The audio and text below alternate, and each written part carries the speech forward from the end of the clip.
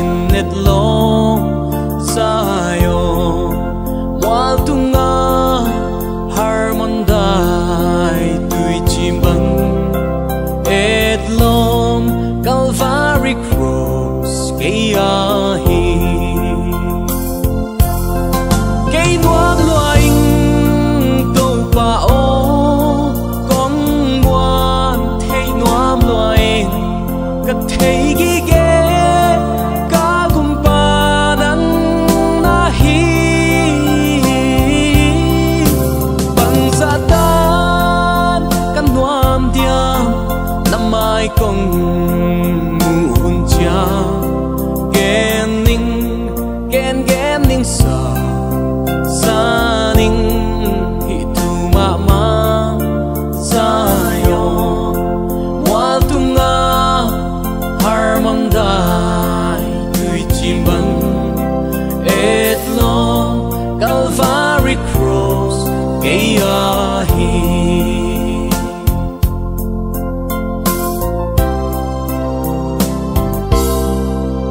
Tualaya hong luang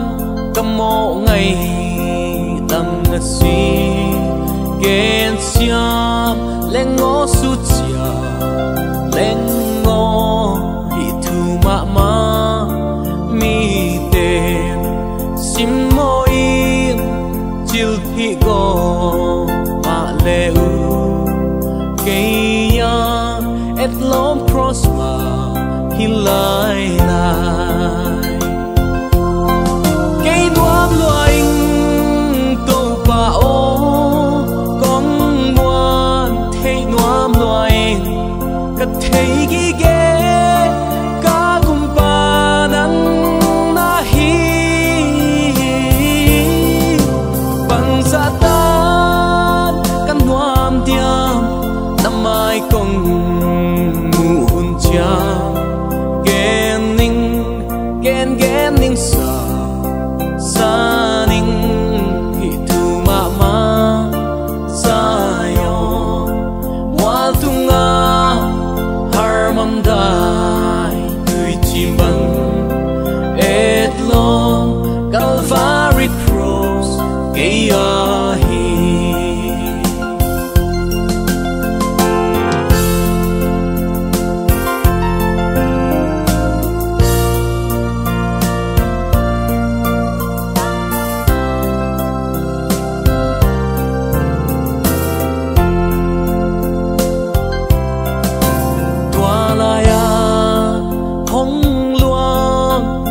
mo ngày tâm si gen siang leng ngô su chia leng ngô hi tu ma ma mi te sim mo in chil thi go ma le ke ya et lom prosper hi lai lai cây nuam loing đâu pa o kong muan thei nuam loing ka thei gi ge ka kum pa nang na hi bang sa tan kan nuam diam na mai kong mun cha gen